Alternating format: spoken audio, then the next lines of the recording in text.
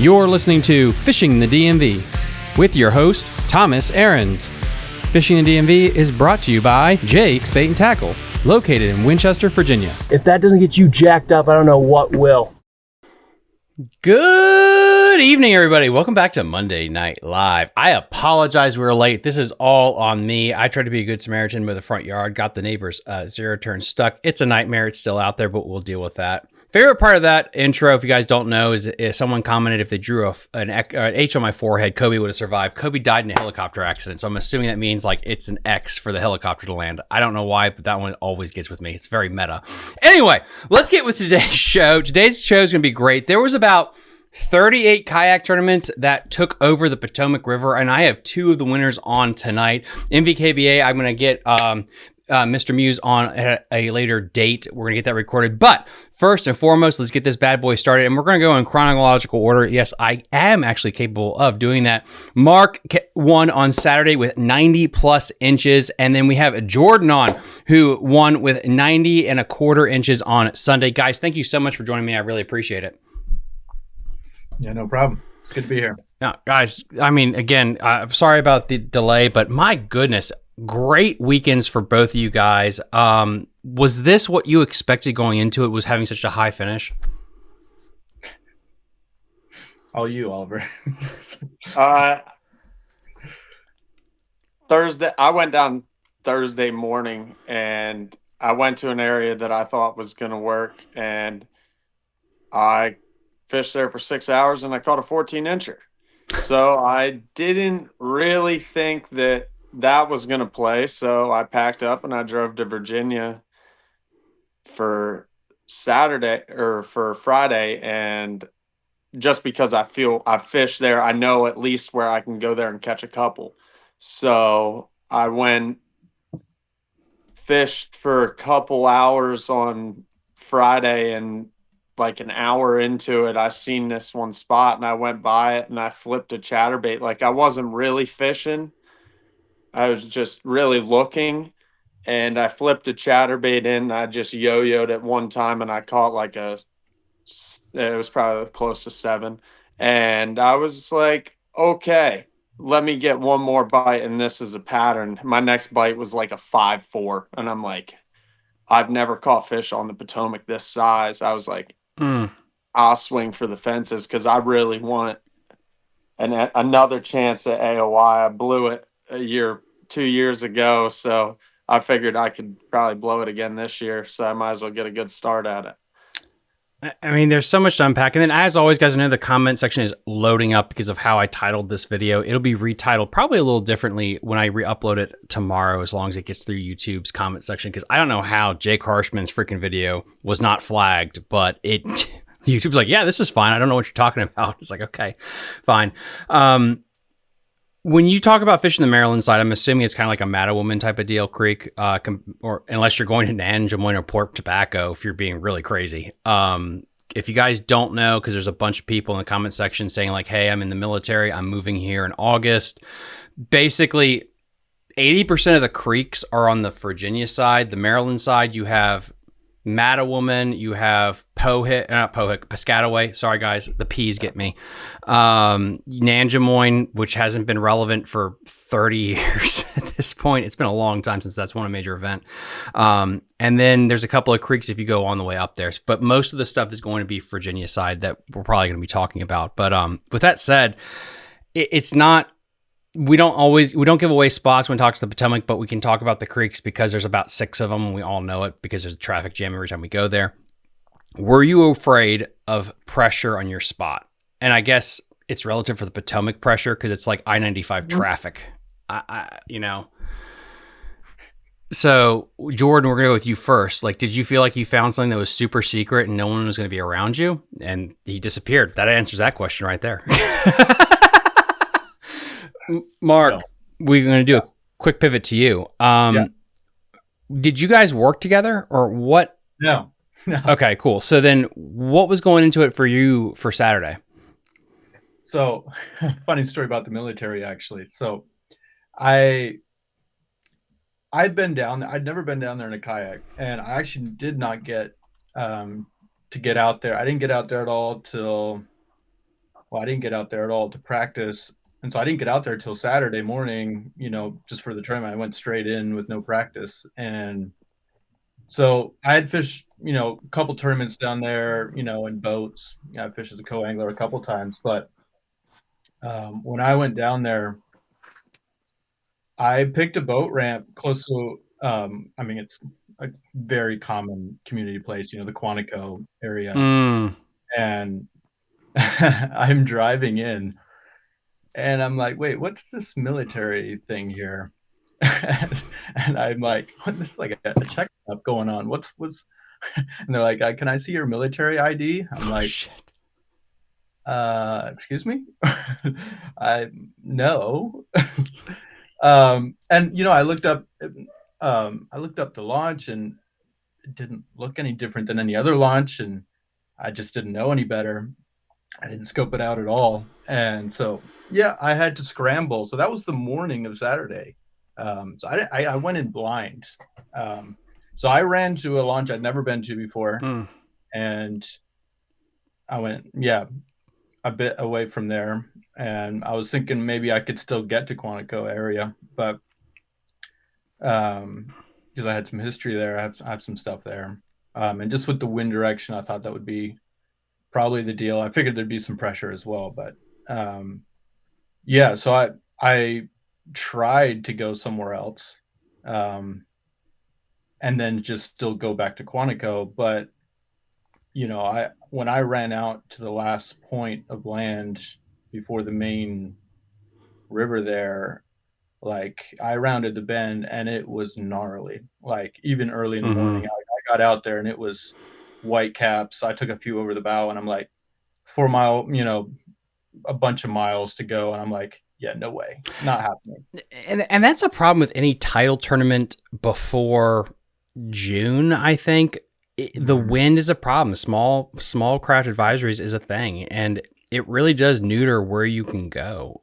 If you wanted to brave somehow from a kayak fishing the main part of the river, that is a hell of a strategy in March, April, and early May. Because your spot could just be blown out, period. And unlike having a bass cat, you can't yeet to halfway down the river to another creek. Correct. Yeah. So it was a hot mess to start the day. Like, I was totally spun out. Like a few hours in, I'm like, I don't know what to do at this point. Like, it's one of those cases, I'm sure we'll get into it later, but like, it's truly one of those cases when it's meant to be, it's meant to be. And like, sometimes the worst things that can happen to you turn out to be the best things that can happen to you. And you kind of just have to roll with the punches sometimes and then figure out a way. Jordan, we're going to pivot back to you. Did you start in Aquia, Quantico, Pohick, not Mattawoman, not Aquia Creek. God damn it. Why did I? Belmont Bay. There we go. I just had a stroke. I started out in the mouth of Aquia and then just kept working out farther and farther. I tried to stay in somewhat protected areas, but it didn't really pan out to be that. But were you? What did you go? You can go. No. Go for it, boss. You can go because you're going to ask me a question. I 100% did not even remember what you asked before somebody called me when my phone's on Do Not Disturb, and it shouldn't even have happened. But the biggest thing was, again, it's really hard to find a quote unquote sneaky spot in the Potomac this time of year. Everything's I-95 traffic, and the poster child of that is Aquia Creek. There's a shit ton of kayaks and boats in there 24/7. And I had friends that fished there on Saturday and Sunday, and they were like, yeah, it's like there was a line to fish a dock. It was crazy. Did you expect that going into it, or were you kind of taken aback like, oh shit, there's a lot of people here? I didn't really actually think there was going to be that much pressure. I saw a bunch of people in there Friday doing the wrong thing, and I wasn't really concerned with what they were doing because I was like, you'll just keep people out of the area, really, and that's what ended up happening.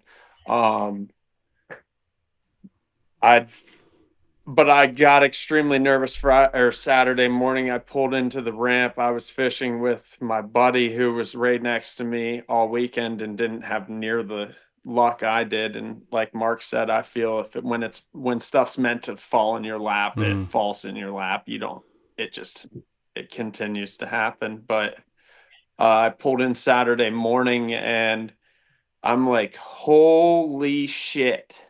I was not ready for this. Like there's 25 boats there and I'm looking at them and I'm like, these guys don't have motors. I'm like, this is a freaking like electric only boat tournament out of here. I'm like, not sure exactly how it's going to go. And Dio and Grove said you should have they seen all Matt launched Woman. and I seen like, I seen maybe 3 of them all day. They all had 11 pounds and I'm just like, yeah, that's all I got to. That's all I got. I'm just catching small ones. And I just continue to lie to every single boater I've seen and just do my thing. And once in a while, a couple of them would see that I'm not catching small ones. But for the most part, I just punched and flipped the whole weekend. I live on the Susquehanna River. I do not fish like that. I put my first 1.5 ounce weight on Saturday or Friday night before the tournament. I'm like watching a YouTube video Friday night because I'm like, I think this could play. And I'm like trying to figure out how to break the grass up and stuff like that because that's out of my league. But I've watched too many people going to all these national tournaments absolutely rip my head off 3 feet away from where I'm fishing. So I definitely wanted to play around with it, and it just happened so quick Saturday morning that I got a bite on the punch rig that I'm like, whoa, I'm going to keep this in my hand. And next thing you know, it was like 17, 17, 17, 17, 17. Like I didn't catch small fish. And then Sunday comes around and I'm like, damn, one of them 30, 17 inchers that I threw back on Saturday would be great right now.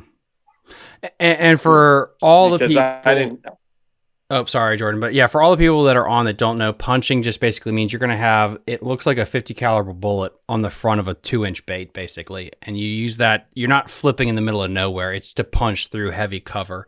And usually you're going to want to have extremely jacked up tackle, 30 to 50. Oh, there you go, right there. There's the punch rig. So that's what a punch rig basically is. And dude, hats off to you, because that's a hell of a specialty bite, hook set and everything to get good at. And the fact that you just YouTubed that shit the night before, did you have any issues with the hook set or anything like that during the tournament as you kind of worked out the kinks?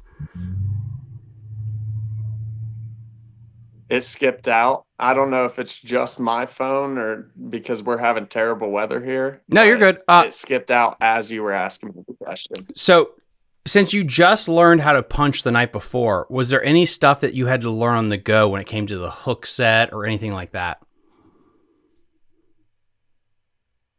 I mean, I've done it before, just never in heavy cover. Like I've done it in medium to light cover where it's 1/4, 3/8, but I've never 1.5 ounces is wild. Like I didn't even ever think when I bought them that I was going to use them.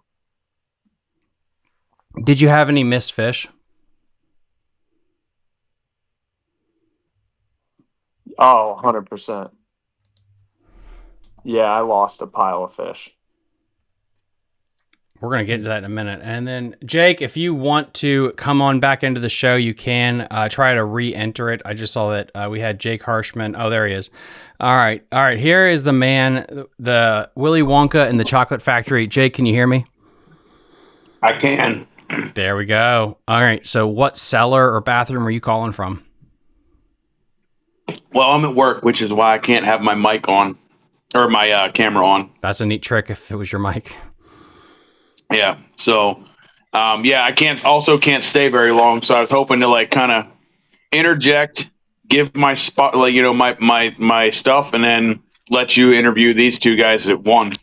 Send it. Do your spiel. All right, man. So first and foremost, congratulations to both Jordan and Mark. You guys did an absolute fantastic job on what can be a very fickle fishery. Jordan, you know that. Mark, I'm sure you do too. There's been years where you go there and you have bangers, and then the following year you go there and you're like, why can't I catch fish?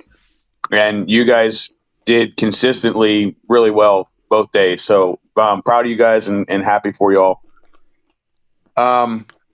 So MAKBF, we come to the Potomac every single year. It's a popular spot.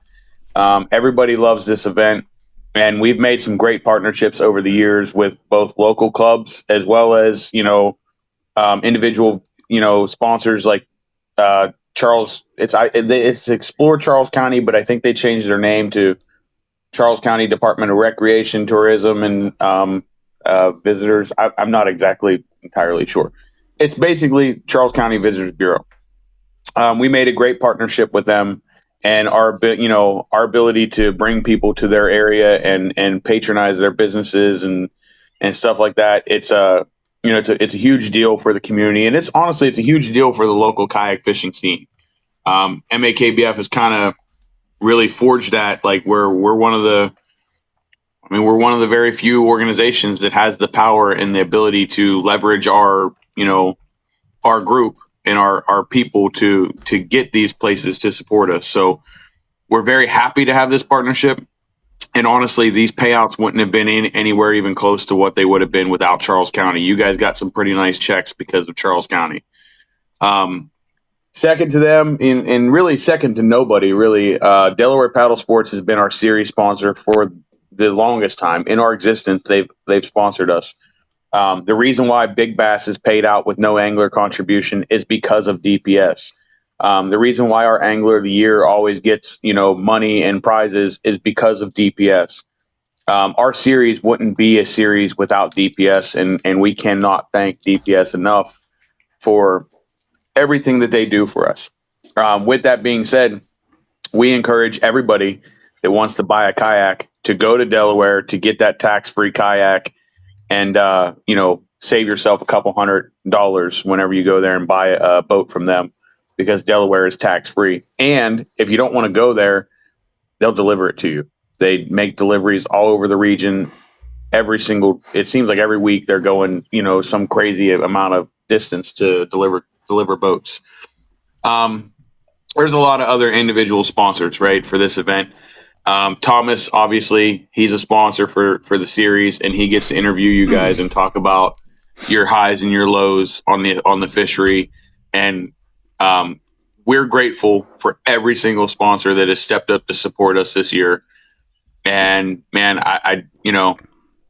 I'm just ecstatic at the ability that we have to put people out there on good quality fisheries with great payouts and consistently do it year after year after year. And that honestly, that's a thank you to the membership, because without the membership, we're not able to do any of this crap. So, Jordan, Mark, again, congratulations on a great weekend. Jordan, I'm pretty sure I'm not the Angler of the Year, calculator guy, but I'm fairly certain you're in the lead for Angler of the Year, based on your finishes so far. So, being the friends that we are, I can say that you're a damn fool if you splunk, somehow figure out a way to mess this up. So don't do that. All right. Yeah. You're coming up on the river events where you're expected to excel. So don't figure out a way to blow this. Okay. And we'll get you a laptop and good internet. I don't know if I can catch him. Me? Yes, you. Yeah. And a bigger wall for all your winnings. My God, dude. Yeah. Got yourself a nice little Drew Gregory wall back there. Mm-hmm. So, Jake, thank you so much for joining us from whatever, blackout site you're from. If you guys don't know, he's a male gigolo, so he cannot divulge the hotel rooms he's in right now. But yeah, huge shout out to Willy Wonka. True facts. So, but on that note, I'm going to get back to work, and I appreciate you guys having me, and, thanks. And there you guys go, Jake Harshman. Go check him out, guys. He runs the Charlie and the Chocolate Factory guide service there. While Jordan works with his internet there, guys, and please help him out. Go donate to Jordan. I mean, he wins a lot of tournaments, and he needs some better Wi-Fi. But so Mark, back to your day on Saturday. Yeah, let's talk about Saturday, and then we can kind of segue into Sunday. What went down on Saturday? Yeah. So kind of pick up where I left off. So after I kind of figured out that my plan A was a no-go, I kind of like, I actually just pulled up Google Maps. I'm like, all right, I got to figure out something somewhere. I started just looking at the creeks, kind of anything that was around me, looking to see if I could find anything that looked a little different, anything that looked, honestly, I didn't know at that point. I found something in a creek that was close to me, and it looked kind of different. Best way to describe it was there was a creek channel running back through it, and I saw this one little spot that looked like it got close to the bank, and there was like a little, maybe a pond there or something. I wasn't sure. And I'm like, all right, we'll go check it out. Like, granted, like, this is probably the most unprepared I have been for a tournament in the last 2-3 years. Like I feel like I have no shot to do anything. Like, it's the worst. I'm like having the worst day. I think I had like a 12-incher at this point, and it's like 10 o'clock. And I'm like, yeah, there's no way. So I go into this creek, and I'm feeling pretty down. I'm like, what am I doing? Like, this is horrible.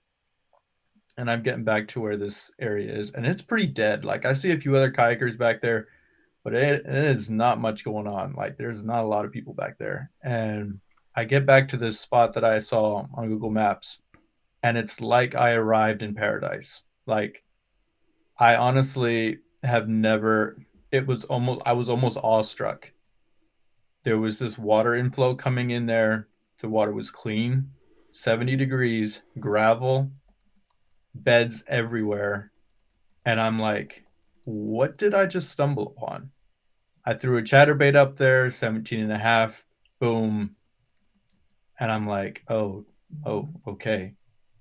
And I proceed to, like, pretty much out of a 2 cast area spot, catch almost 90 inches. I did upgrade a couple in another area of the creek as well, but the amount of big fish in a tiny little area was kind of jaw-dropping. I've never seen that many fish in one little area, because it was big fish, but then there was like 3 times as many small fish. It was an aquarium. I've never seen it. Po monkey shad all up in there. Like, I'm like, did I enter another realm? Like, what just happened? This is not the Potomac.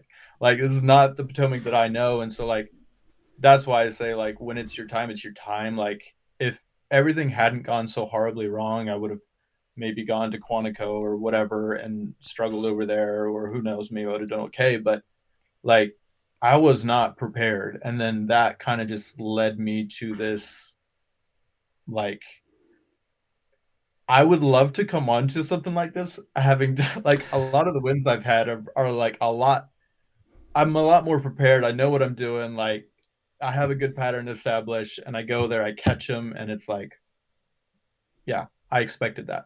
This tournament, I almost feel guilty that I found that. Like, in a weird way, I'm like, this is actually absurd. Now, you said there was a discharge, right? I don't know what it was, to be honest. There was some sort of clean water coming in. There was some water flow coming in, and it was clean. Were you in Po Monkey? No. Okay, because they say that there's a water distillery in Po Monkey that pumps out clean water. I think so. Which then my question would be like, how the hell did you get that to yourself? Because, like, that's like, that's what's so crazy about this. It's like, it always is a factor of how much boat pressure or kayak pressure do you have. Yeah. I saw one person That's stupid. in my eyesight back there. Wow. Like it's not a big area, and like it got pretty small back there. It's just a creek channel pretty much. But like one person came within my eyesight. Mm. But I think also like it was like a magical spot or two up there, and everything else was dead. Like it wasn't like there was a lot back there. It's like all the fish were in one area and it was small. Like if you didn't find that, you didn't find it. Like, and you were just going to struggle. What made you go back there, I guess? Well, so like I said, like I saw something on the map. Like again, Google Maps for the win. Like I looked at satellite stuff and I'm like just looking for either grass or anything I can find at that point. Something that and then like to be honest, I saw that creek running up there and I'm like, okay, I really don't know, but there's something. It just I don't know exactly why, because like literally that spot, that magical spot, I was like, I am going to go up to that spot, and if nothing is happening, I'm out of there and I'll figure something else out somewhere else. And that just led me to keep exploring that area. But like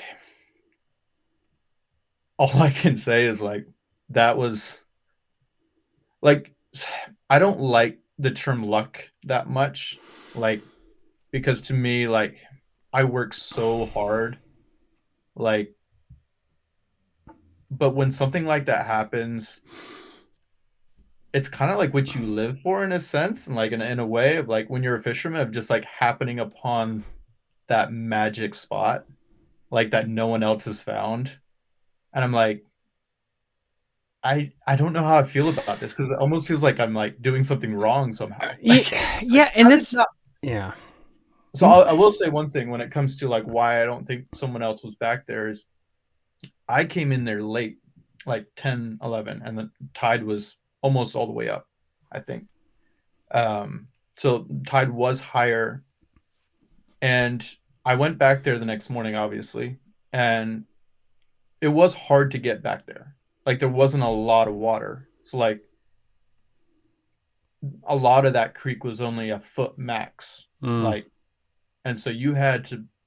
It was hard getting back there. So like there wasn't a lot of water at low tide. I mean, there was some, but enough to get back there. But like you would have been like, I don't think there's gonna be fish back here. It's just that shallow. But then like back there was a couple holes back there that were evidently a thing. Josh, it's like, yeah, so Josh. There's like 6 creeks on this whole river. I mean, I'm exaggerating for emphasis. So again, I definitely believe like you can't have a career on the Potomac with a secret spot because it doesn't exist. Right. It doesn't exist for 10 years. It's about understanding the whole river and which creeks go off at the right time. Yeah. It is, because last year proved it. I had like 5 Potomac tournaments in a row, and everyone pre-fished everyone else's creek, and everyone won in everyone else's creek. And they literally came on the show and said every other creek sucked. And so it taught me that like, oh, so every creek has winning fish. It just depends on the timing to where that creek goes off at the right. And that's fascinating to me. And you brought luck, and it's interesting to me because, yeah, it's like, how much does luck go into fishing? Brandon Polinick 8 years ago on BTL said one time, it's luck is not finding fish. Luck is if you throw your drop shot down there, the 4-pounder gets to it before the 3-pounder.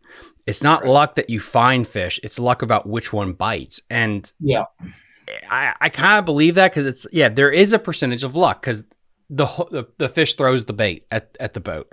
We have one that jumps off the freaking bump board, for God's sakes, for smallmouth events. We all know that. Like that, there is a weird luckish thing there about that. But yeah, it is interesting when you bring up the whole luck factor because on the Potomac, getting it to yourself, I'm shocked. It's insanely hard.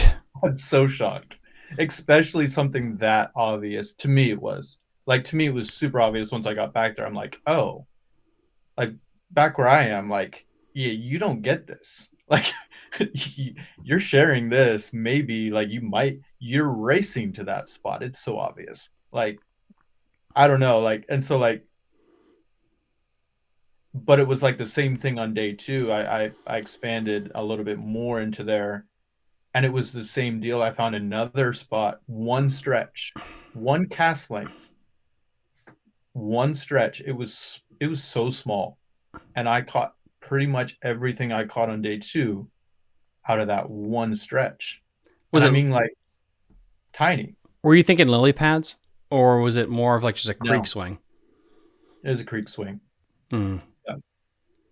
Yeah. And again, what people need to understand with the Potomac, for people that are just tuning in, you have a high and low tide. For this past event, you're really dealing with a higher tide bite versus the classical, like it's at absolute high at 6 a.m. and it slowly drains out the whole time.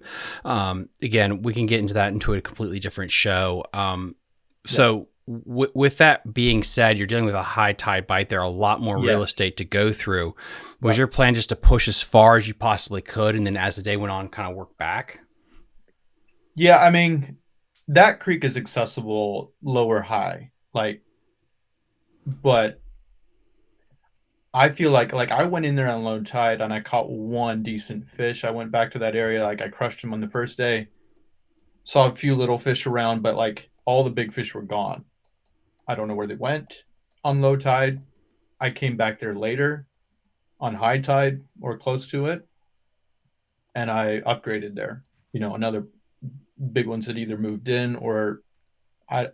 It's an interesting thing there, like, and I fished a couple duck blinds coming in there, because I was trying to figure out the tide, like how are these fish positioning during the tides, the different tides, and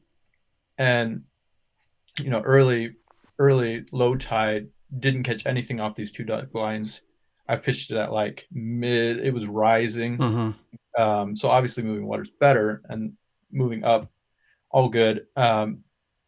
So incoming tide, about halfway, close to high tide, I started getting bites on these duck blinds. And I mean, like, I got a bunch of bites. Now they weren't big, but then I fished again, like after that high tide had come all the way up. Maybe it receded slightly or started to come down, and they were done. There was nothing, and so, like, there's definitely a timing deal in those places. I know that from the bay. I fished the bay quite a bit more than Potomac. Some of those type of spots, we have a lot of little creeks like that. They're so tide dependent. Like the bite, just even in those little like backwater creeks, it's definitely a thing. Like tides still play a major factor. So. Yeah, and the duck blind thing, that is a huge thing, especially with like places like Belmont Bay or Pohick is a great example there, where there's a ton of duck blinds that you can fish. The problem, it's not really a problem, it's more of like the obviousness of it. That it's so obvious. Yeah, it's the obvious I only stuff. caught small fish, but it's weird because so many places on these, and this is where I think if you want to be a great tidal angler, and I get this question beaten over my head all the time, fish one creek the whole tide swing and make notes, because it is fascinating how one place sucks at low tide, but then high tide, it's the shit. You wouldn't know that if you tried just to hop in there for 5 minutes. You have to fish each creek through the whole 8-hour swing, and then you'll understand it. And you can move on to the next creek and move on to the next creek. To actually have success there. So we got Josh Ma says, we barely have a Potomac kayak series during the summer mats, and Woman are juice. Yeah, and that's what's interesting about the Potomac is it evolves and it changes over time. Yeah. You can have more of a early spring lipless bite is great, but you can't really throw a lipless. I mean, you can, but in the dead of summer, like that's just not going to be as fun necessarily there. And so different creeks hop on at different times. And then we're going to pivot from Mark to Jordan. I see that you've switched to a Uber or your car. Can you hear me? Jordan. So what we're going to do, Jordan, I just sent you a message on Facebook. You can call me and I'll just patch you in via Bluetooth. And then you'll be able to hear me without any problem. Sounds good. It's better for radio if that works. I'm gonna assume you just said exactly. So yeah, just give me a call and we'll patch you in that way. But yeah, so no, that's really interesting. So yeah, how did you decide on again, just to reiterate, since that we've had the show going on for a little bit of time now, sure. on Saturday, how did you decide on the creek that you did? So here's the thing with the kayak tournament. your options are limited as far as how far you can run. Like, and also with the weather, like, again, my plan was to go to a different place, but because of the winds, I don't think I would have made it. I think I might have drowned if I tried to go. Like, Well, that's it good was to know. Do you have a motor, or are you I paddling? Or do. you do? Okay, good. I have a motor and it's fine, but like when that wind goes straight up the bay like that and you're dealing with tides, it makes the chop really hard on a kayak. Like the Great Lakes, I've been up there, they're not as bad because it's like bigger waves, you can ride them. But like the chop, you can't navigate in that chop on the Potomac. Like it creates the waves are smaller in distance, right? And so like you're spearing. It's like the worst size for a kayak. Like when you have those big Potomac chop waves, like it just will eat you alive. And it did. Like I tried to round the corner and I like literally about flooded my boat in about 30 seconds. And I'm like, no, I can't go, 4+ miles in this, like 5 miles in this. Well, and we have a great question here. Ask Mark to go into detail about his kayak setup. Yeah, no, Brandon. He's the guy I fish with a fair amount. No, I have a. It's not a fancy kayak. It's a very cheap kayak. I have a lot of expensive equipment on it. It's a sit on top Pelican with outriggers, a live scope.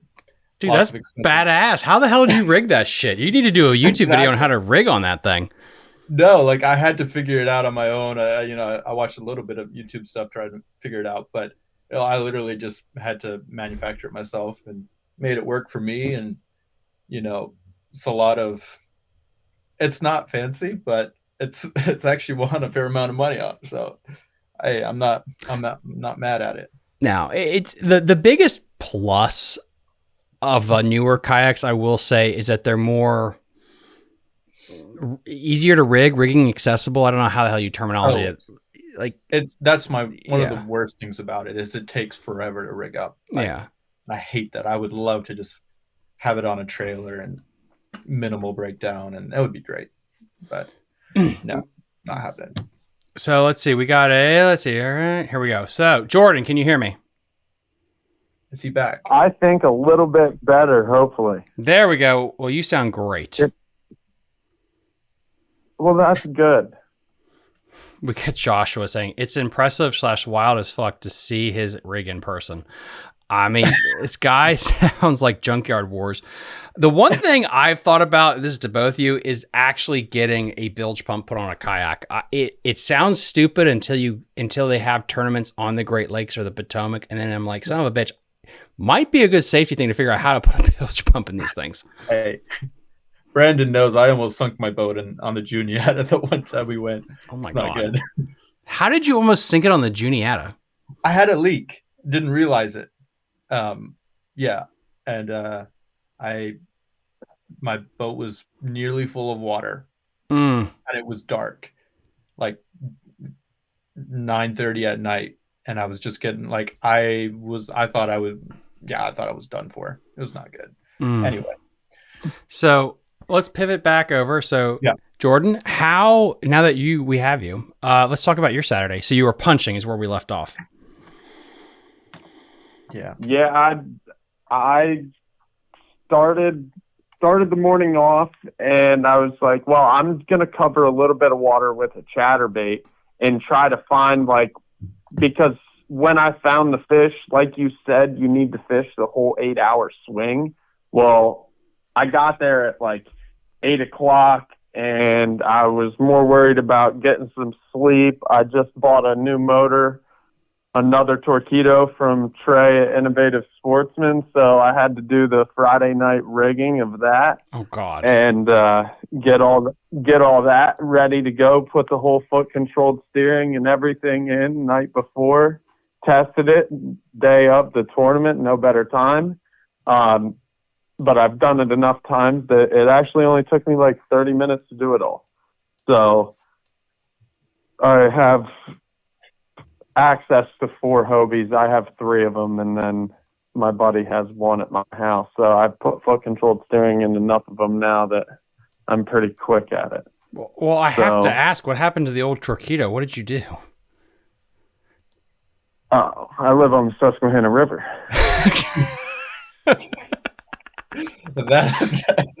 It'll eat you alive when it comes to motors. Yeah, no, I don't care. The record low year last year. I just kept hitting the rocks, kept going. Well, eventually they do break. So I got to upgrade to the new one though, and I like it a lot. So I'm happy. Mm-hmm. But no, on Saturday was my first day I actually got to fish the full 8 hours. So I was kind of learning on the fly, but once I seen everything that I did Friday in a little bit of time, and plus I went really exploring Friday to see if I could duplicate it, and I couldn't, and that's when I knew that, holy crap, I actually found something that I was shooting for good finish for AOY. I mean, obviously I fish every tournament to win, but I really wanted some good finishes to go along with the third earlier this year, and I ended up getting pretty lucky with what I got, but lucky again. Okay. What did you finish Saturday with? He was second. I was right behind Mark. I had 89. I should have had. Yeah. I should have had the way bigger one Saturday, but I let boat pressure keep moving me around too much, and I watched a couple people lose good fish. Well, what do you mean by you let boat pressure? What were we gonna do? Pull out a Glock and start waving it at people to get away from your spot? Like, what do you mean? Like, dude, I spend most of my time in a boat. I know most of them are douchebags, especially when you're on the tidal fishery. The people that you meet out there are not nice. You're not wrong. The only pattern they know how to use is the bent rod pattern, and they will come over. And for a prime example, Sunday afternoon, I caught one fish. Oh, I caught a bunch of fish, but I caught one fish that on Sunday, nobody was around because nobody caught them there. So I had a lot more space on Sunday, and this boat sees me catch a fish. They're throwing a frog and like way out in the middle, like almost snakehead fishing type stuff. Like, I mean, you could have punched out there, but the frog bite just wasn't happening, especially with the colder morning. Like, they definitely were not on that where I was. And so they're out there throwing a frog, which, whatever, I don't normally care what other people are doing. But then I catch a fish, submit it, go back and make another cast, and by the time I'm done getting that fish in, they're casting next to my kayak. And I'm like, yo, what are you doing? Yeah.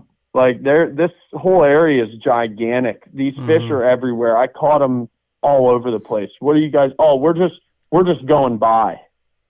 I'm like, yeah, I bet you are. I bet you are fishing. Their boat was 15 feet from me, and they were casting towards me because they saw me just dropping down. I wasn't casting. We have so many comments coming in right now. JP Harlow says that people will fish on top of each other on the Potomac more than any other place I fished. So I have been blessed. I fished in Florida a bunch in college and stuff like that. It's a weird grass vibe thing too, because if you don't have grass, I don't think it would be as bad. And again, it's the time of year too. It's the spawn, post spawn. I personally believe because 90% of the fish are in a couple of places. Yeah, you're going to have congestion just because of when these tournaments are placed in general. And especially with grass. I mean, we all know that you can fish a whole 1.5 mile section of grass, and then you'll find a small baseball diamond that has all the fish. It's so weird how they're not evenly displaced through a whole grass mat. But in another aspect, we were just at the Upper Bay, and that's exactly the same thing. And me and Trey Leach actually talked about where there's people all over, but it's not the same thing. Like the stuff that goes down on the Potomac is by far next level. And I feel like majority of the fish in the that people think are in the Chesapeake are actually in the Potomac, because I actually catch fish there. I hate the Upper Bay. I cannot figure that place out. Like, I can catch them at the Potomac every time I go, like decent fish. Yeah. Like 16, 17, over 15s. But the Upper Bay, I only 0 or nothing. Well, I have yet to catch anything decent. And again, it's like what the comment section is saying now. It's like if you go to Okeechobee in the springtime, 80% of the water is dead. 20% of it has all the fish. And spoiler, there's gonna be a shit ton of boats in those same spots. I mean, that's just how it is. And it's the anglers that are successful on the Potomac or the Bay or Florida can just put blinders on and be like, I don't care about any of this, the bullshit going around me. The fish are here, and I'm just going to deal with the traffic jam. And if you're willing to deal with the traffic jam, you'll be rewarded with a limit. I just feel like most people can't handle that. And they're like, I'm going to go find a secret spot. And that usually is code for, oh, okay, so you're okay with blanking. So you'll find a great creek with jack shit in it, but you'll have it all to yourself. Exactly. That was me. Yeah, no, that's what adventure I went on in Aquia at first. I went looking all the way back in there, and I'm like, nope, I'm going back out to the mouth. I do not like this. I'm not a way back to the creek guy. But no, I did do really good with it. There was so many people. I took a picture. I never take a picture of the amount of people at a ramp.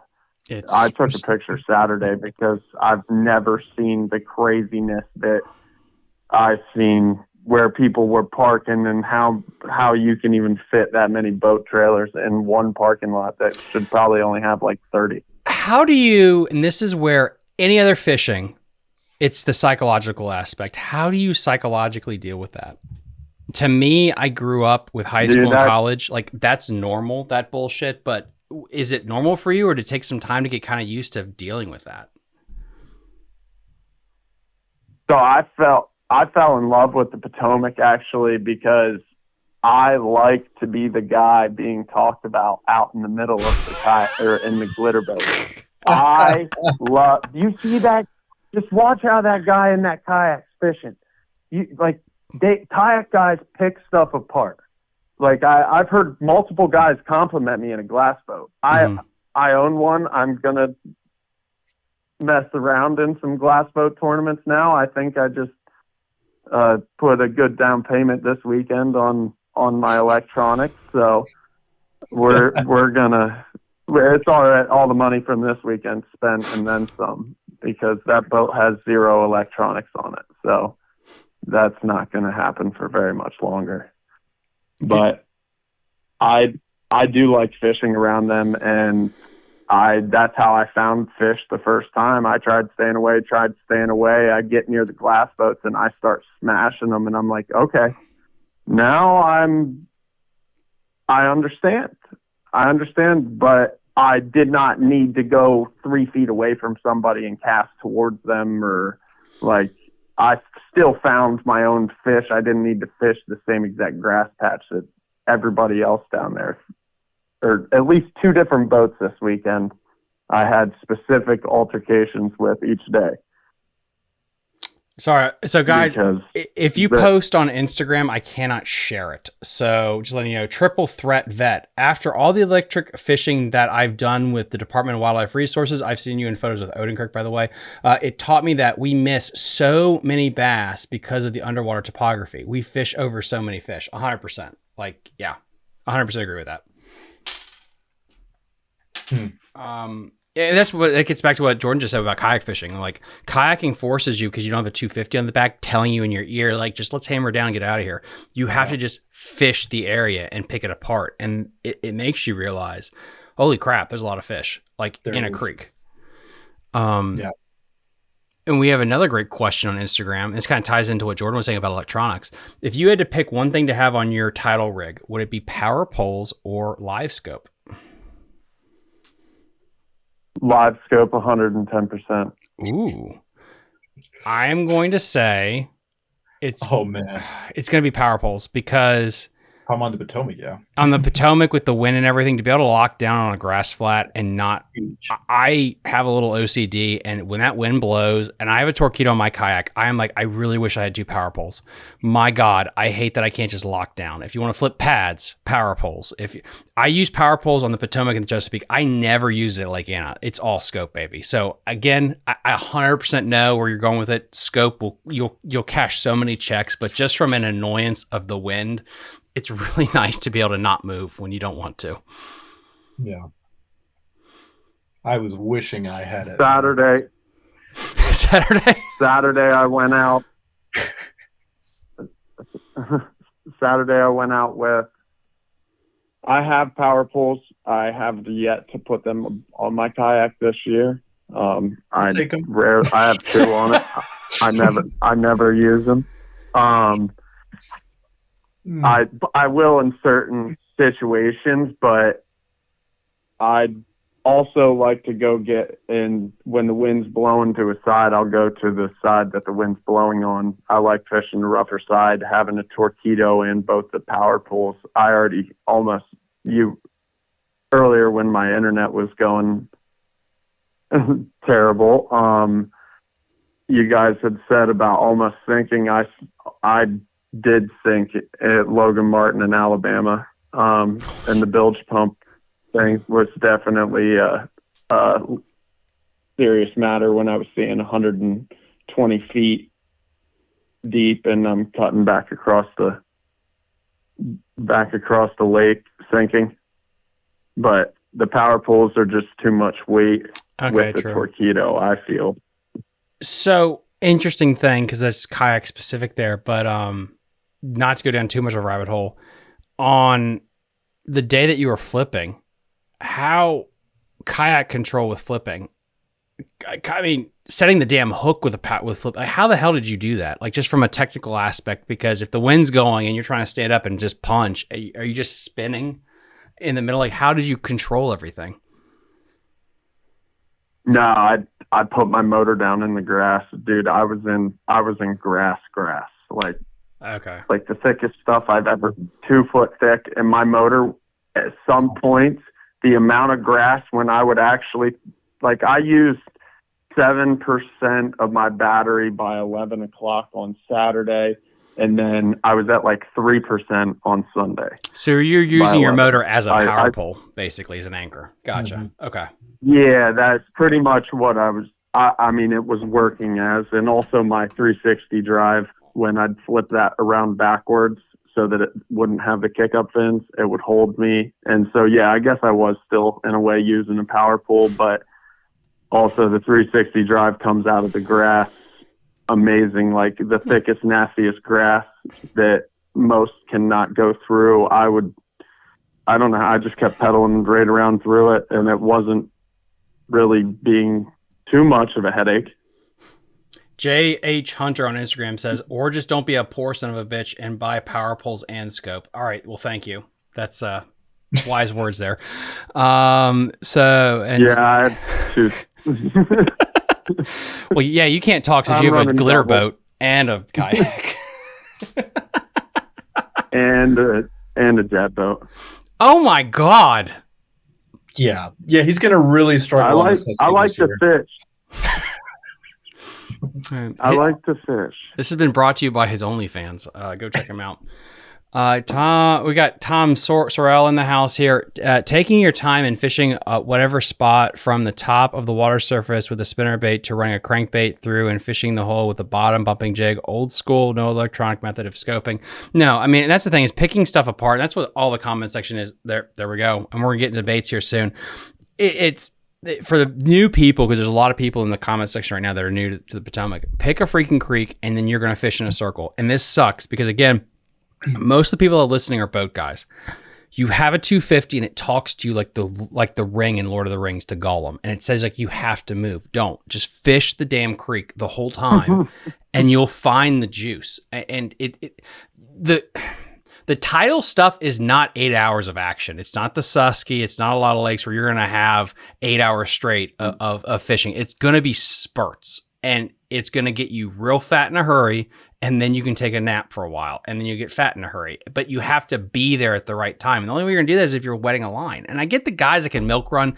God bless them. They're amazing that they can make a milk run, and they always can time it within the millisecond. But it's just better to be conservative and just beat every single rock, stump, piece of grass, and dock in that creek religiously until it turns on, in my opinion, if you're new.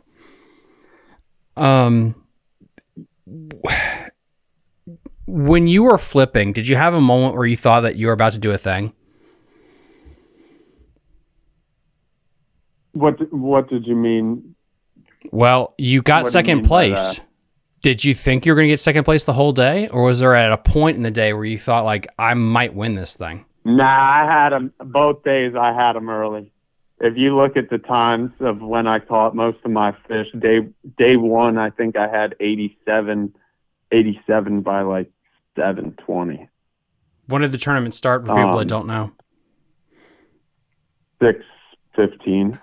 So 90 minutes. Goddamn.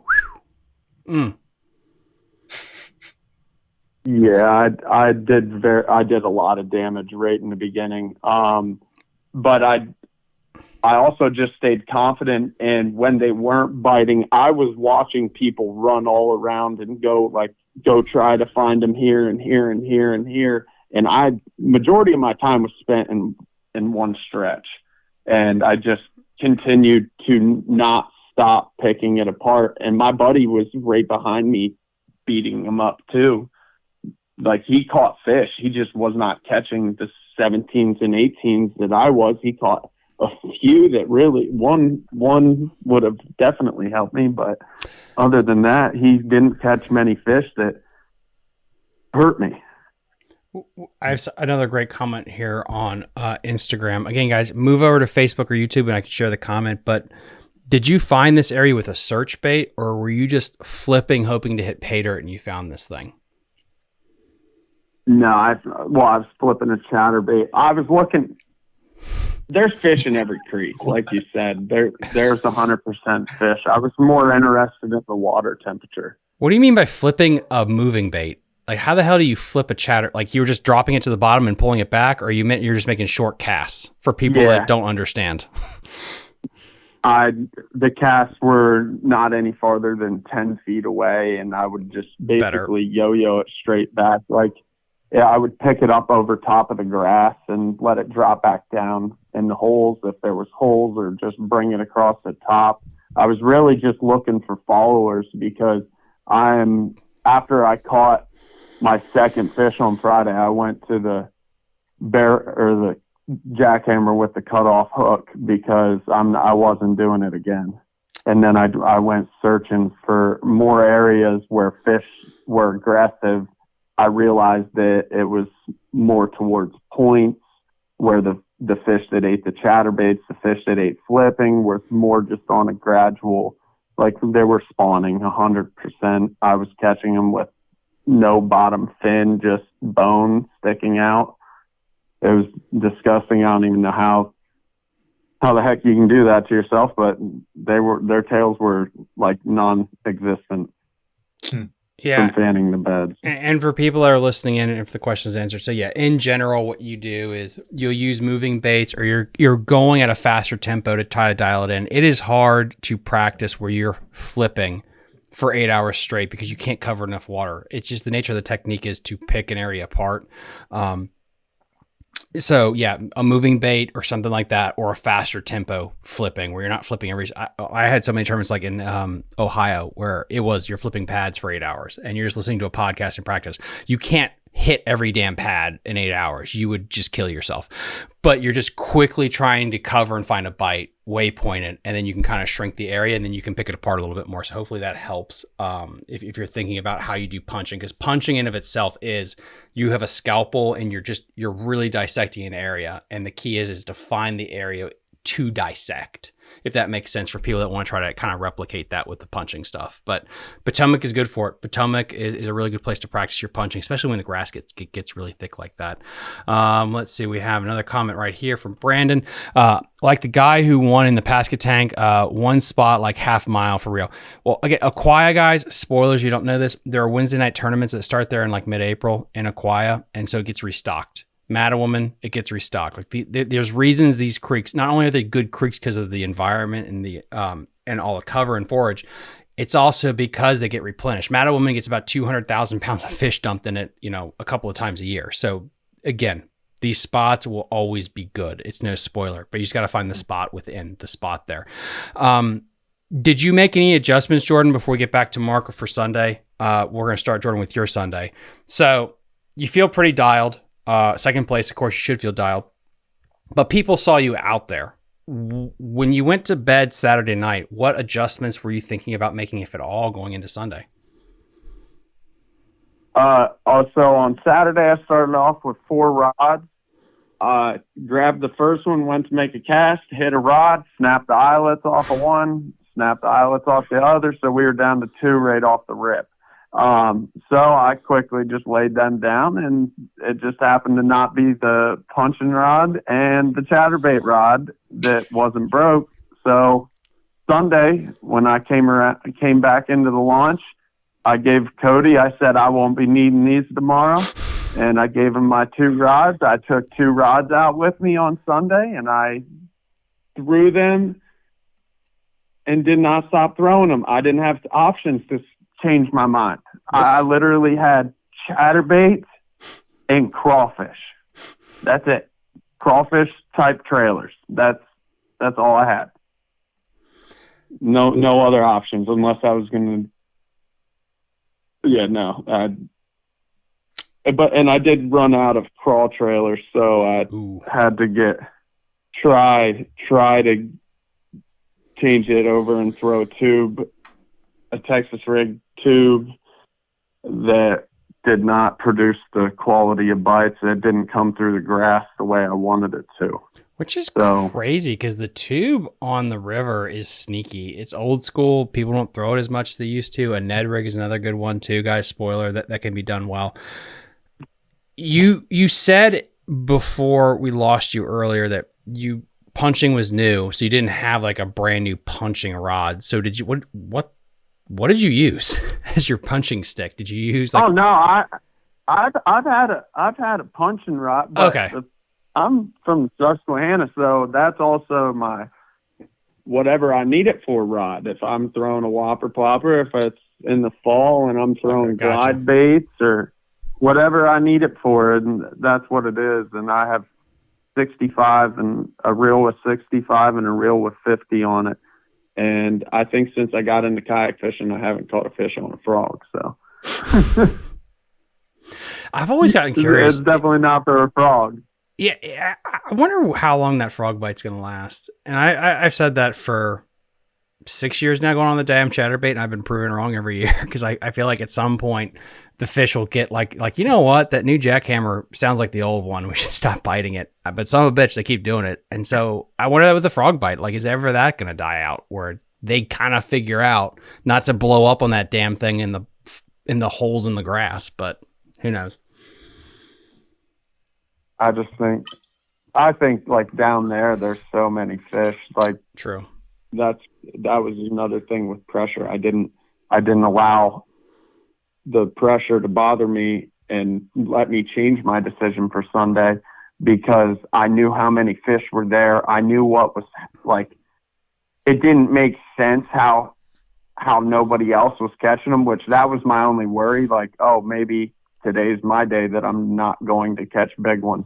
And then like 4 minutes in, I caught an 18 and a half or something, 18 and 3/4. And I'm like, okay, I'm 4 bites away from this again. Did you have any missed opportunities on Sunday? Definitely. Oh yeah, no. When I was fighting with one of the boat guys, my line was slack, and then next thing you know, a giant jumped out of the water, and my bait popped out of its mouth, and Yeah, I actually did not fish clean at all on Sunday. I probably left my 4 best bites on the ground. I had a 7-pounder I found on a bed Friday, and the tide wasn't right for me to be when I needed the sun. The tide wasn't right, so I thought I'd be able to see her on Sunday. So I spent an extreme amount of time Sunday afternoon on that bed, just blind casting it. I was very close to it, but the way where she was sitting, she was in a piece of metal. Like, it was the craziest spot I've ever seen a fish bed, but that's where a 7-pounder would bed, and why you don't catch them normally, because it was on like the plastic roofing. It was flexible. It was like bent in a U, and she was spawning inside it, completely shielded from every direction. And if you didn't get your line in the right place and you got tight on something, it snapped every time. I put a lot of $4 tungstens around that piece of metal. If you were plastic, whatever it was. If you were in a fancy glitter boat, do you see that fish? Or do you catch as many fish versus if you're in a 100%. kayak? Yeah. I'm so excited to go back down there in a glitter boat, because I wanna catch them. I'm gonna be like, hey, you remember that guy you talk shit to in a kayak? Yeah, that's me. We got John, who Molnar, who is the epitome, John, of calmness on the water and never carries. And he said, I saw him yelling at a green glitter boat. Then I yelled at the green glitter boat 10 minutes later. Please don't shoot anyone, John. Yeah, it gets pretty gnarly down there at Kayak. Yep. It really does, especially if you go towards like what and people are going to ask about this, the beach area, which is really the mouth where it's really sandy. They all spawn. It gets a nightmare. Borderline doesn't get fun at some of these places. It gets so packed with people. But again, if you got 100,000 fish in a small area, you're stupid if you don't just kind of stick it out, because everyone will catch a limit if they're calm and composed. And honestly, we got Army Outdoors 88N who says, what is the best tip for starting off as a first timer on the Potomac? It's not the bent rod pattern, but it's the fact black and blue. Go for it, boss. Go for it. A black and blue chatterbait. Just go throw it. A crawl trailer, any type of trailer. Just put it don't even have to match it. I tried that theory. It didn't matter. I was throwing black and blue with red, black and blue with white. Whatever trailers I had left, that's the ones I used. There's so many fish down there that a little variation never hurts either. They see a lot of baits. To win a tournament versus having just generic success are two different things, in my opinion. So to win a tournament, doing that 10% of changing the bait from a spinnerbait or a chatterbait will get you maybe a bigger fish. But generically, just to have fun, which creek is on fire at that moment? Aquia, every year, when I have people on there, Aquia will go off for about 4 weeks, and Aquia's on fire. And then it'll be Belmont Bay for 4 weeks. And then it'll be, it's crazy that not all creeks hit at the same time. It's one or the other. So I will stress, like, you got to find the right creek that is going off, and then you can figure out whatever bait you want to throw. You'll catch something. It might not be the biggest bag, because then you have to get into like, oh, they're on a chatterbait, whatever, but you'll catch them. But you have to be in the right creek when it goes off. Mm-hmm. For people that are listening or are new to it, usually the southern creeks are going to go off first. So Aquia is really far north. Potomac Creek is another good one. That's in the middle of nowhere. That's a little bit lower than Aquia. And then you can work your way up. But yeah, I would say pick a creek and stay in it. We got Joshua that says, Mattawoman is painfully lacking grass right now. Yeah, it is. It's dead. It's brownish. It's weird. What are you saying, boss? Jordan? I wasn't saying anything, I don't think. Oh, okay. I thought you were about to say something. Mark, we're going into your Sunday. You win. You've been drinking. You're feeling good. What we're going to do Sunday? Just the house money? House money. Run it. So like end of day, Saturday, I felt like 90 was pretty strong. And I think with maybe 2 hours to go, I caught my last one that got me up to that. And I'm like, well, I'm probably not going to sting anymore back here just because if I want to come back here tomorrow, I need something. So I started looking around. I was probably a little overconfident seeing what happened Sunday. I'm like, oh, I was not safe at 90. But, I was like, well, let's see what happens here. So I started looking around. The place that I caught them all on Sunday, I marked on Saturday, just running down that creek a little bit. Found this one swing bank that looked right, had some of the right stuff on it. It wasn't grass related at all. Small area again, like I marked a few different little spots. Didn't even see all that much in there, but it had the right ingredients in it. And again, one cast area, like could cover the whole thing with, one cast. Marked that. I had one little area, one other spot, plus the magical spot that I caught them all at. So I was like, well, I'm just gonna just clean it up, see what we can finish with. I really honestly had no idea if I could do anything on Sunday. Just because I'm like, that's not a place. I don't think they're going to replenish like that after I spent a good portion of time in that one little area. And I'm like, I would be surprised if they replenish all that much in that specific area that I caught them in the magical spot. But I did go back in the morning, and honestly, I got to that spot, the magic spot, on low tide, caught a 12-incher, a small fish. Didn't see a lot going on. Tide wasn't right. I mean, that creek was ripping, like it was moving out. And I caught one on a blind, on a duck blind. That helped.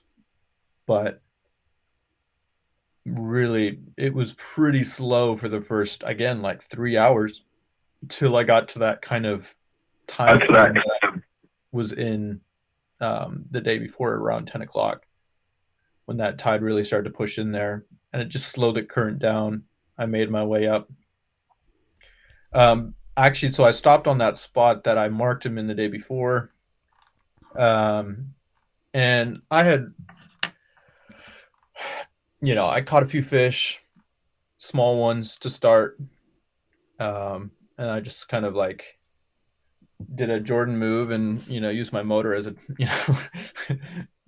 my anchor, parked it in the mud and went to town. I mean, I just sat there, for a while, just pitching to everything that I could on that little stretch that I had. And I caught a couple, I was fishing, I can show you that now, but I was fishing this, you said a Ned earlier, so it's a big Ned. And I was fishing that. That's what I caught them all pretty much on the first day. I did catch a couple on a chatterbait, but that big Ned did a lot of work for me on both days. But second day, we had a lot of rain Sunday morning. Like it dumped on me anyway, on the Virginia side. I don't know how it was for you, Jordan, but it was, the water started, it kind of came up like that creek started to run a little bit dirtier. And so water clarity was down a little bit. And so decided I was going to switch to this boy. And I went to town, and in a one cast area, I mean, I don't even know, 12 to 15 fish, kind of lost track, to be honest, in a one cast area, and caught 87 inches out of that pretty much, which is wild. I mean, like, and a lot of these fish were, I only caught, I would say, one fish that I would say was post spawn. Like the water had just hit 70 up there.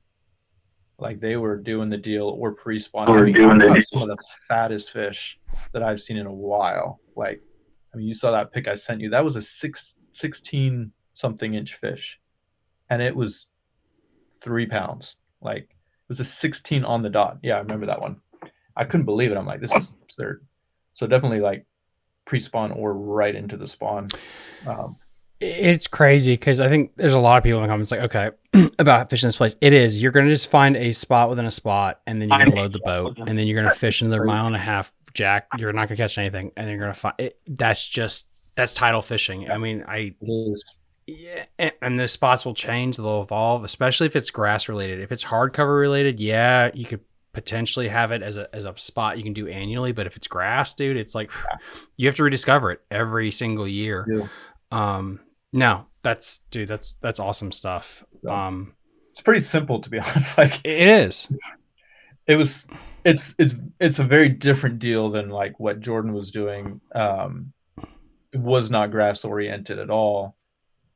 I was planning on doing that deal, but like I said, like I just I made I didn't practice or anything down there, so my plan A was grass, and then plan B turned out all right. And I will say, like, I went in there the next day.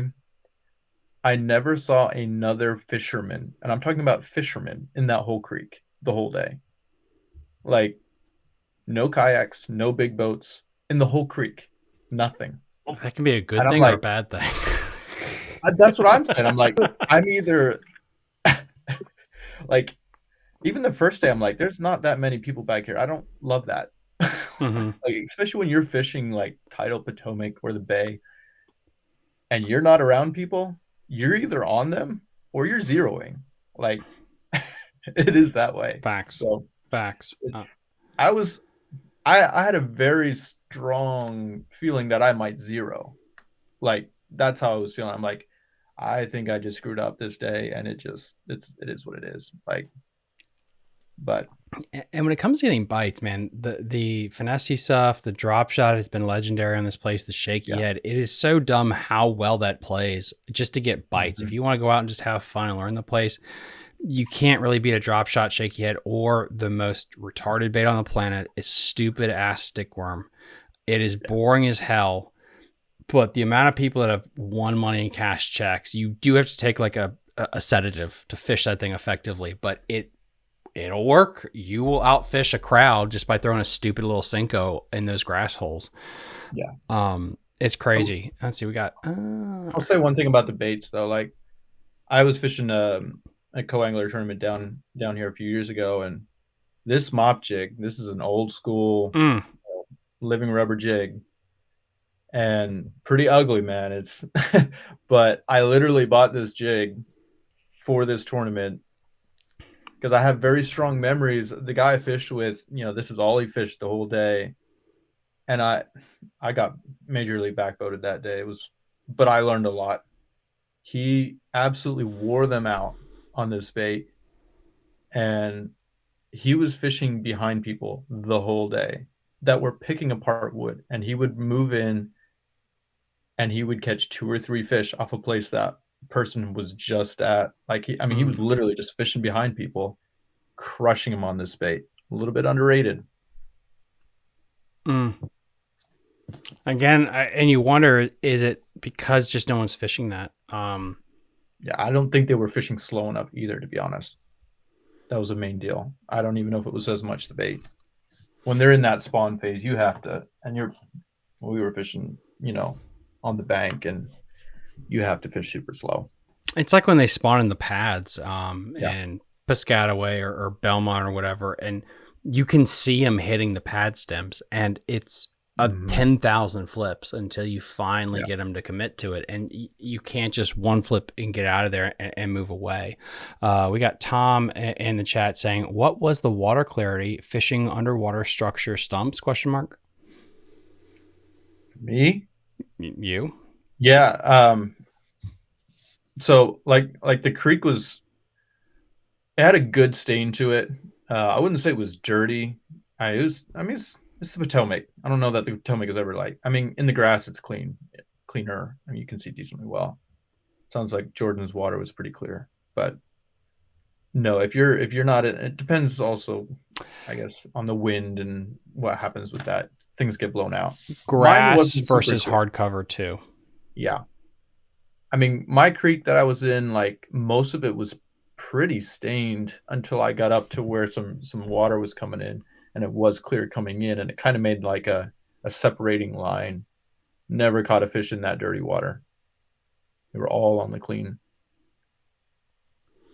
And then are you doing a high tide or low tide? So example is if you're fishing a high tide, that's usually a push and make the water a little bit dirtier. Low tide, for people that are listening, they're into it, it'll clean it out. If you're fishing a genuine grass bite, like matted grass, cleaner water is generally better. If that thing gets really muddy, the fish just are not going to cooperate. Generally, this is, Jordan, if Jordan's still here. Jordan, are you even still here? Just to make sure. I think so. I don't know. I'm not sure yet. There you go. Cool.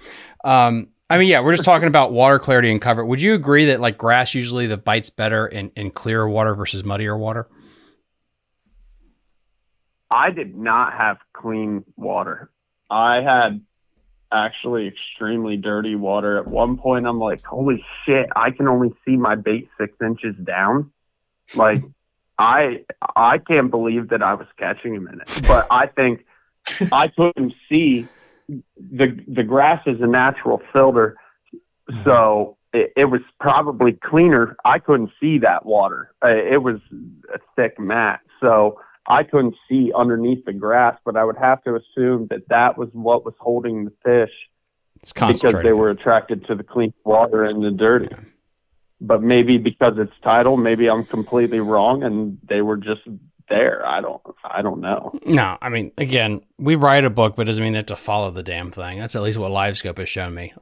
So much is wrong about that stuff. It's probably why like the colors, worked a little bit better there too. It's just, it's Brandon on Facebook says living rod are totally overrated and no one should bother to use it. Yeah, sure. Apparently you haven't used the dice before. I'm just going to leave it there. So yeah, don't even use that. Yeah. Don't use that. Cause again, I have, and you have to fish that so depressingly slow, you might kill yourself. It is not a fast technique to use that stuff, but it'll work. It'll work for you. I'm gonna drop shot one on Wednesday. I'm going to Erie Wednesday, so I'm gonna be drop shotting one. A real man fishes him weightless in 30 feet of water, and you cast it out and you watch it for 6 hours as it slowly falls down. And then you realize that's why you can't beat them Japanese anglers, because no one else has the patience to do that. Yeah. You definitely have time to find it before it hits the bottom. I guarantee you that. It is annoying. I did that up at Raystown and Big Slack, and it works, but Jesus, you're just watching a feather just slowly fall to the bottom, and it is so depressingly slow. But yeah, I think it's because they're so pressured. They're just not used to you doing something so stupid. That's what I think, honestly. But anyway, we can go on a whole tangent about scope and weighted baits for brown fish at some point. But you don't have to deal with that at the Susky usually, generally speaking. But let's see. Make sure all the comments there. No scope required. I mean, you can scope them, but then it's like, what do you mean by scope? Do you mean a regular or perspective mode? Because like perspective mode on Tidal, man, is just, it's killing it. I think you need a big enough screen so you can see shit. I mean, don't buy a 6-inch screen in perspective mode unless you get LASIK, because you're not going to see crap. You need to make sure the screen is big enough. Again, I actually ran forward. But that was just so where I was looking, I knew exactly what I was looking at under the water as well. Like I could see where the base of the tree is, and the aspect of thinking of the matted grass. Like I could see the trunk part of the grass coming up and see where I should cast if I couldn't see the holes, which most of the time out of a kayak, you cannot see the holes. Well, how far were you setting that thing if you're fishing grass mats? I'm assuming you don't have it set at like 120 feet. 25 feet. That's okay. There you go. Yeah, because it's like if you looked at when they went to Albemarle Sound and it's like, oh, you can fish it in 4 feet of water. It's like you have to adjust your settings so things will pop with that. Otherwise, it's a shit ton of clutter. It's really hard if you don't dial your settings out to be able to see it in that shallow stuff, but you can do it. That's a skill set in of itself, is being able to read it in those certain situations. It's really easy to get on Lake Erie in clear water and be like, that's a fish, flip to it. It's really hard in 3.5 feet in muddy where you're seeing a tilapia, flounder, a redfish, a bass, just scrolling past your screen what to throw at. It's such a cool skill to get in the boat with people that really can like dissect that. Mm-hmm. Yeah. But anyway, Jordan, we'll go with you first, and then we'll finish up here with Mark. What do you have coming up? I don't know. I guess I'm gonna go fish this MAKBF tournament, whatever ones are left, because, like Jake said, if I screw this up, not gonna give me a chance. I'm an idiot. But I don't know. I bought a glass boat. I got an itch that I really need to scratch up north in the St. Lawrence and all that stuff. So I don't know where kayak fishing or boat fishing or river boat. Like I have no idea how many tournaments I normally fish a year, but I'm at 21 this year after this weekend. So I just plan on fishing as many tournaments as possible. If my momentum keeps going, I don't know which direction though, whether it's going to be fishing national kayak tournaments or what. Are you married? No. Okay. No. Well, She's probably listening right now, and I'll hear her say something here real directly, but well, no. There you go. She's patiently waiting. It's the amount of time you need in reps to be able to get out there and to crack this at the next level. I mean, the one thing I will say, everyone gets so enamored with doing the opens and stuff.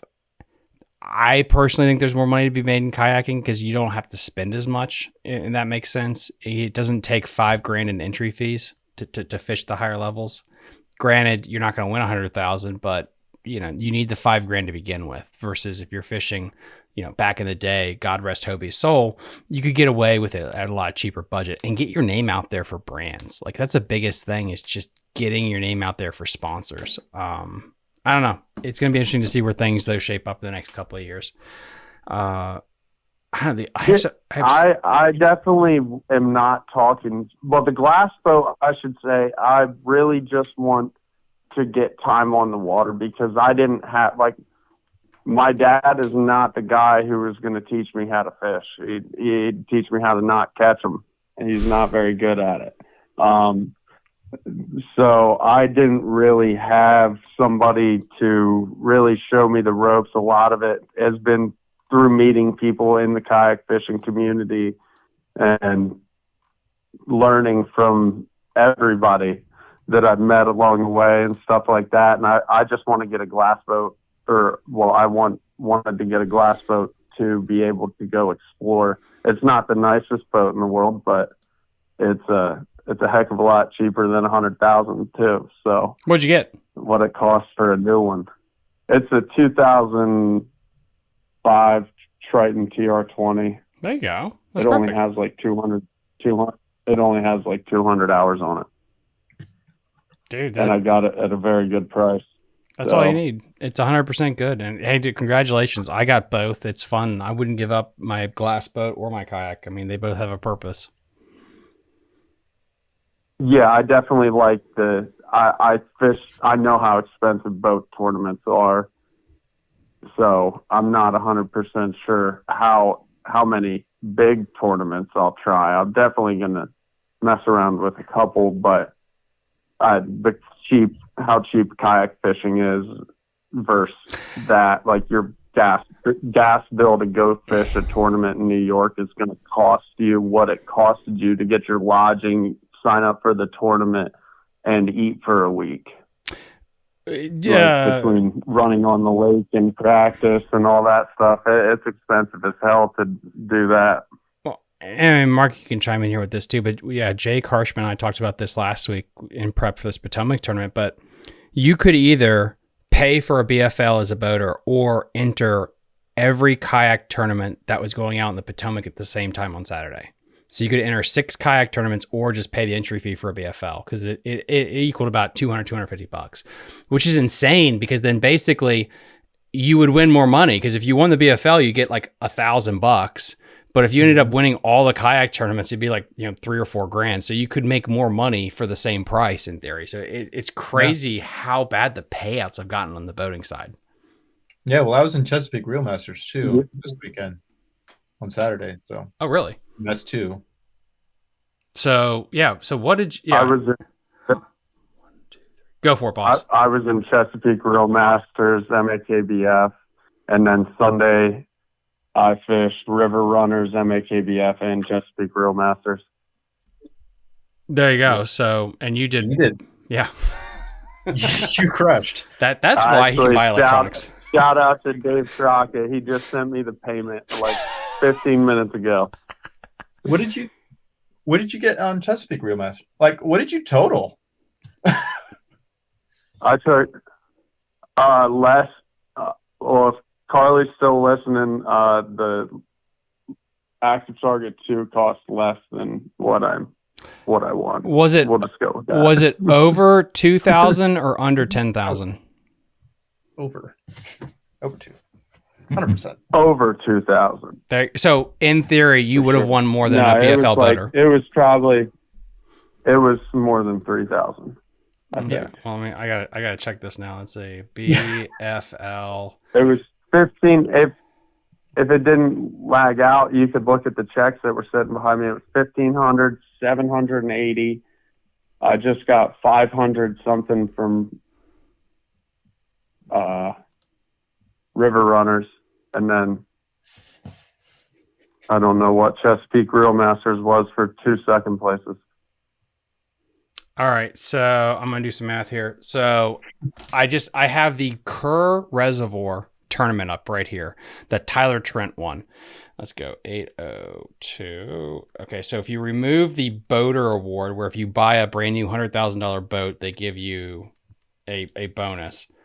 So if you take away the $5,000 he won because he was running a brand new boat, he won $3,000. So if you don't have a brand new boat, the highest you could have won out of Kerr was $3 grand.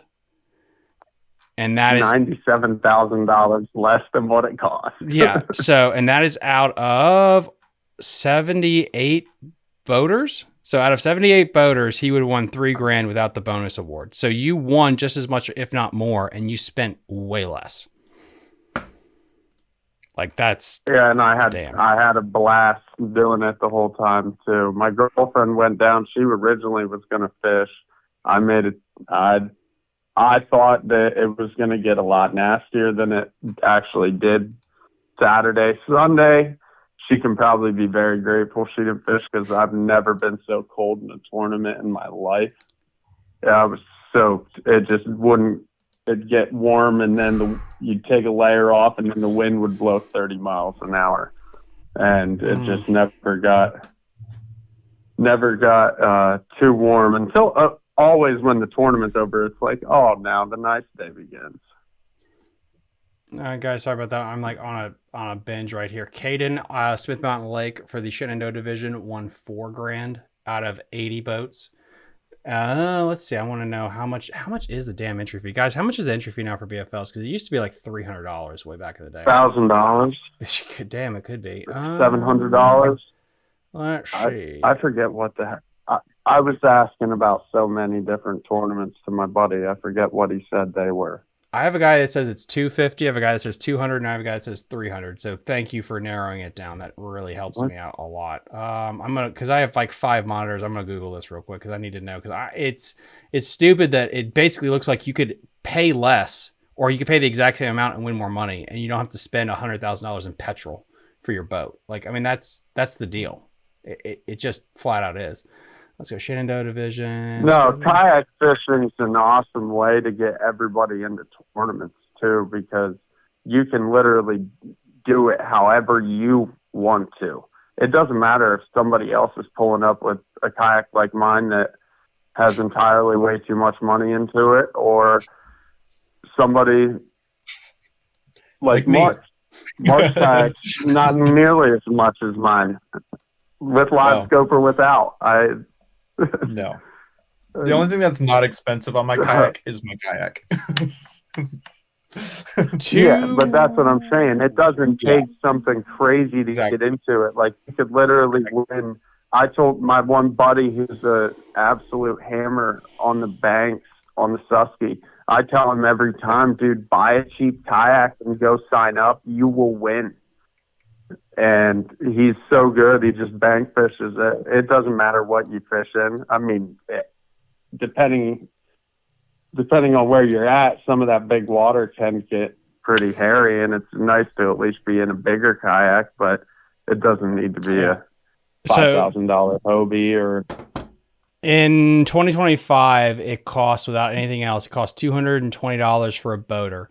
If you divide that by 4, that means you could enter 4 kayak tournaments at $55 a pop, and then you could win more money than you would at the BFL, but you're spending less on your expenses, which is stupid. God damn. Wow. And that's for a $3,000 payout? That was for, if you don't have a Phoenix Big Bass Award. And then, like, how many spots are they paying out with that? Oh, you don't want to know that. That's even sadder. So you could, if you did the entry fee and you got 6th place, you would get $700. Let's see. And they could pay down a 21st, you win $174 out of a $220 entry fee. So you just lost money still. Makes no fucking sense. Yeah. But anyway, it and then I know, like, Aaron Miner, when he last year you guys were on the Susky, he won the Mid-Atlantic and he won the Bass or the Hobie thing. So he probably cleared like 10 grand with fishing those 2 tournaments. He only won that because he was sleeping in my waterbed. That's the only reason he won that tournament. Yeah, but the point is, unfortunately, he's got it again this year.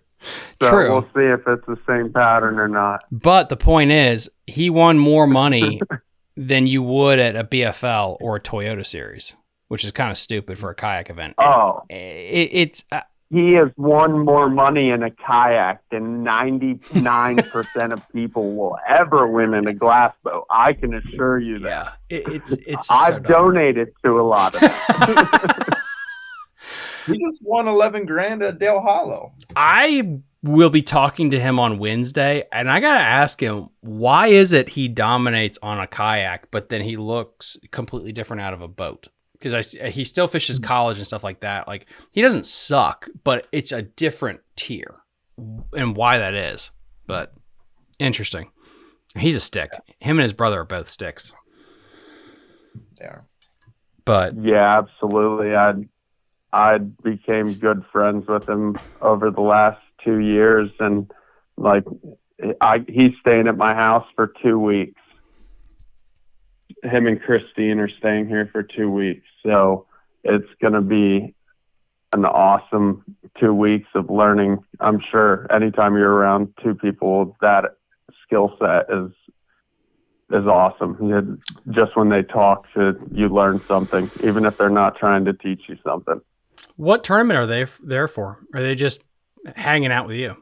I think it's Drew's tournament, and it's the team kayak series on the Susky, and then the other one, Drew's kayak adventure series on the Susky. It's like August 6th or something. Gotcha. 7th, something around that. Yeah, that's MAKBF's at the same time. Yeah, I think I'm gonna have Jake, Houseman and Harshman on, and a couple of other people to do a pregame show for that, because it's weird that they decide, like, what if we had every tournament in Pennsylvania the same week? The Susky's gonna get beat like a $20 whore. That's just insane that they decided to stack all of the events. She'll produce bigger on the second week than she will on the first. I'll call it right now, because you cannot hurt this place.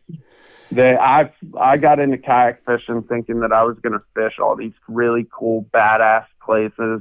Like, I love the Harris Chain or Sandy Cooper. Those places are shitholes compared to the Susquehanna. If you want to catch fish, there is no better lake in river, nothing in the country where you can go catch them versus go and struggle and go deal with pressure. You can do however you want on the Susquehanna. You don't even need a boat. You can just go bank fishing and go catch 100 of them in a day if you're in the right area. Yeah, I mean, dude, preach.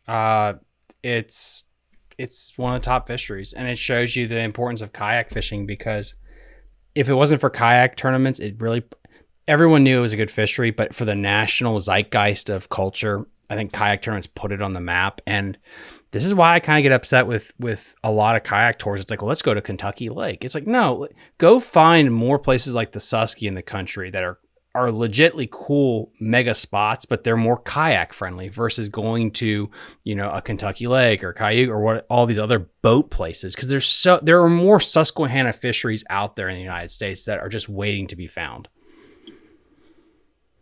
Oh no, out west, I 100% agree. There's definitely some really good ones out there.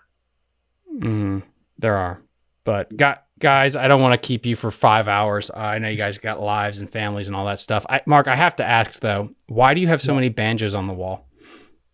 This is the studio. We do a bit of music stuff. My family actually makes harps for a living. So what? Yeah, there's one there. Can we talk about that? Because that's very niche.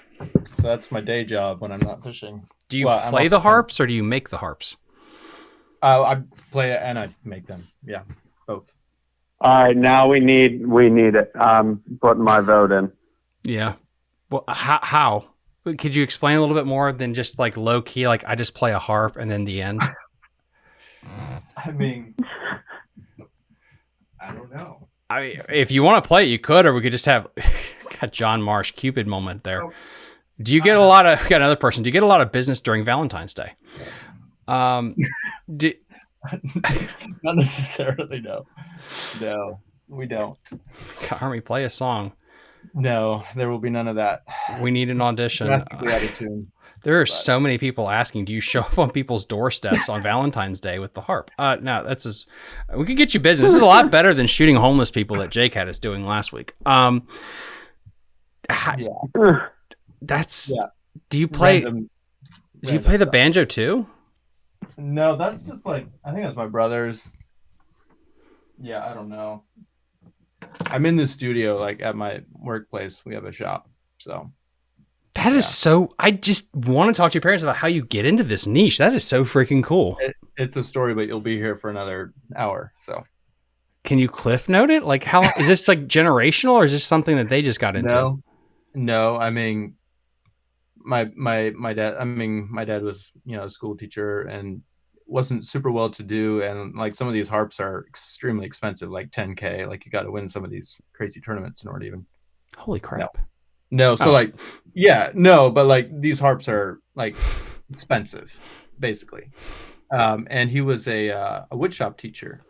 So he actually got some blueprints to make a harp, because I guess he saw one at a restaurant, heard it and just loved it, and was like, I'd love, my two oldest sisters at the time were pretty young, and he's like, I'd love to get them a harp. Anyway, so he ends up making a harp for them in the wood shop at the school he taught at, and that's kind of how it started in essence. Went from there. Friend wanted one, so he made one for them, and then it just kind of grew out of that, and now it's a thing. Dude, that's pretty cool. That's really cool. It's normal for me, I guess. The amount of people that want you to play a song, this is absolutely hilarious in the comment section. Yeah. I think I just blew up the comment section a little Big bit. Fish Throb on Instagram says, does playing the harp help you with finger dexterity for shaking a jigging minnow? Fuck, I don't know. Jesus Christ. No, I don't think so. Joshua Evans says, I henceforth I am referring to Mark as Harp Boy. That would be a cool name for your kayak, actually. I don't know. I have enough nicknames. As always, we'll keep this PG the best we can. Guys, link in the episode description to everything that we talked about. Go check them out. Go check out Mid-Atlantic Kayak, NVKBA, the Chesapeake Bay Rail Masters, and there's one, Fishing Kayak Adventures. Got them all. Go check them all out for all their next tournaments. I know Mid-Atlantic is in 2 weeks at one of my home waters on the Upper Potomac, and then we also have NVKBA Battle of Five Lakes number 1 or 2. I forget which one, but it's down south. Go check them out too. And we'll see you guys next time on Fishing the DMV. Bye. You're listening to Fishing the DMV with your host, Thomas Ahrens. Fishing the DMV is brought to you by Jake's Bait and Tackle, located in Winchester, Virginia. If that doesn't get you jacked up, I don't know what will.